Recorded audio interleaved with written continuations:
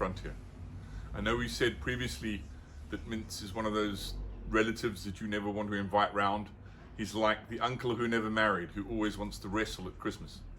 Well, today in Lockdown Recipes for Disaster, we're going to give mince a reason for being.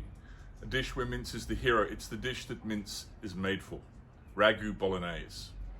Proper, authentic meat sauce from Tuscany. We will not be doing spag bowl. Traditionally, Ragu Bolognese is not served with spaghetti, either tagliatelle or one of the tubes that stuff. We're going to be using rigatoni today. I'm Pete Goffe-Wood. This is Lockdown Recipes for Disaster. Let's look at our Bolognese ingredients. I've got some chopped streaky bacon here, but if you wanted to use pancetta, that would be perfect. Finely diced onions, carrots, garlic, celery. In the jug, I've got half and half beef stock, half white wine. Then some blanched tomatoes that are roughly chopped, blanched and peeled, tomato paste, milk, funnily enough, and of course, beef mince. As always, we start with a nice hot pan. I'm using a nice heavy base pan because we want this to cook for quite a while and the heat to be evenly distributed. Olive oil in the pan. First thing we add is our bacon.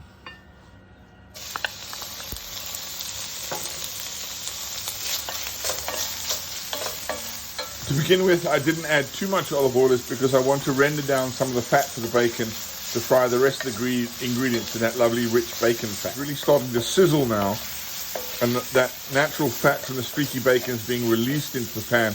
I don't need to crisp this bacon up. Bacon is going to add flavor more than anything else, so it doesn't have to be crispy bacon. As you can see, I'm getting that caramelized residue on the bottom of the pan. I must make sure that doesn't get too dark. So next in, our diced onions. The vegetable component to this dish is very, very important as it helps to add to the flavor profile. Remembering that this is a meat sauce, not a tomato sauce. We're not making a Napolitana here with mince in it. This is a meat or a beef sauce that has a tomato element to it. So there's more non-tomato bits and pieces than there are tomato. The rest of our vegetables go in. Our carrot, celery, and our garlic.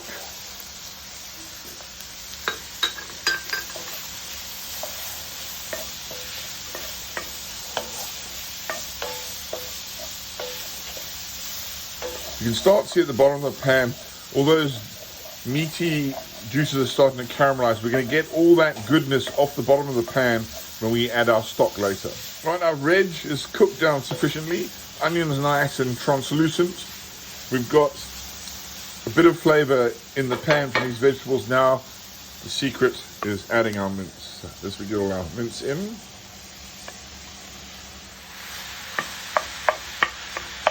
Making sure our mince breaks up. We don't want clumps of mince in this. This is fairly coarse ground mince if you can get it. The coarser the better because it gives a lovely texture. We're going to cook this down till it's nice and soft, but it's just the actual mouthfeel of the mince. Now, you see in the bottom here, all those lovely bits that are stuck to the bottom are now going to be released back into the ragu. The mince, as it starts to cook, will naturally start to break down. Don't worry too much about it. And also, don't stress when you see recipes say, brown your mince. The mince is never going to go brown. You're never going to fry it at the intensity that it's ever going to turn brown. Now it's time for our tomato paste. Let's get 3 hefty tablespoons in there. This tomato puree will just give an added richness to the sauce. And when it starts to thicken and cook down, then it'll give a nice richness to the dish. But very careful at this stage because the tomato paste, because it's quite thick and quite concentrated, if this sticks to the bottom of the pan and starts to burn, you will have a tainted flavor to your bolognese that you will never get rid of. Now we're ready for our chopped tomatoes. As I said, these tomatoes will just help to thicken the sauce as they break down. If this is not a tomato sauce, I cannot emphasize this enough. This is a meat sauce with tomato in it, not a tomato sauce with meat in it. We're going to save our milk till last, but now we add our stock. Now this is a mixture of wine and beef stock. You could use, I'm using white wine, which is traditional. You can use red wine if you want to. See, this is quite soupy. We want to cook the mince down. Any kind of mince dish, whether you're making burrati, bolognese, chili con carne, the longer you cook your mince for, the better. Mince often is all the secondary cuts and offcuts that are minced up. They're not the prime cuts. And so there's always a lot of sinew in there, and sometimes you need to break that down to make it, to soften up meat, to extract maximum flavor. And the only way to do that is to cook for a long, slow period to really break that down. So we're going to let this slowly bubble away. It's going to come up to the boil. We're going to turn it down to a gentle simmer, and we're going to let this bubble away for at least 45 minutes to an hour. So, fucking hardy does. We can see our ragu starting to slowly reduce and thicken. As that liquid evaporates, so our flavor starts to intensify. There's rich flavors of the beef mince, the bacon, onions, garlic, the tomato paste, all coming together in a glorious, rich sauce. And now we're going to add a little bit of our milk.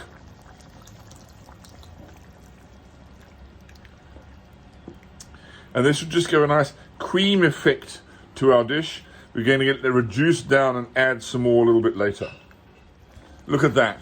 Our ragu has cooked down, all that liquid has evaporated, and we've got this thick, rich sauce. I've added the rest of the milk. You'll be amazed at the creamy texture that milk brings to this dish.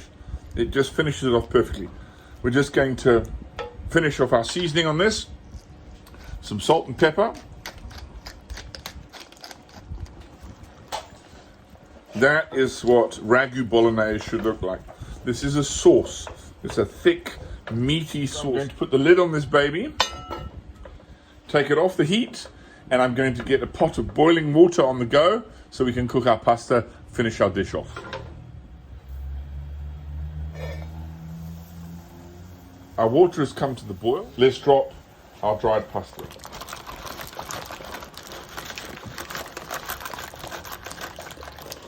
As we've mentioned previously, the best way to cook pasta is in a bigger pot as you can do, so that when you drop the pasta in, you don't lower the temperature of the water. All I've added to this water is a little bit of salt, no need for oil. It's just, the secret is to continue stir it to make sure that the pasta doesn't stick together. Our rigatoni is looking stunning, nice and al dente, spot on. I'm going to take this off. I'll be back in a second because I need to take this to the sink to drop it into a colander.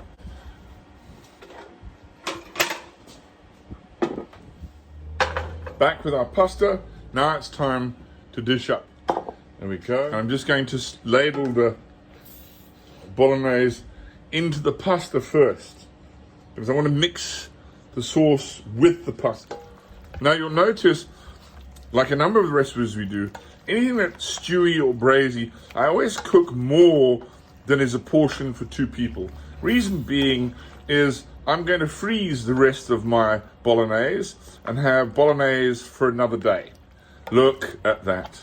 We're just dressing the pasta with our bolognese, but look at that. How rich, sexy, and tasty does that look? Now, remember, this is a pasta dish, not a meat dish. So we're just dressing the pasta with the meat sauce, and of course finishing it off, everyone's favorite, lots and lots of parmesan. Rigatoni bolognese, making mince great again. If you've enjoyed this video, please press like and subscribe to my YouTube channel, Pete Goffe-Wood's Lockdown Recipes for Disaster. Any questions, please drop us a line. Anything else you'd like to see. But until then, may the sauce be with you.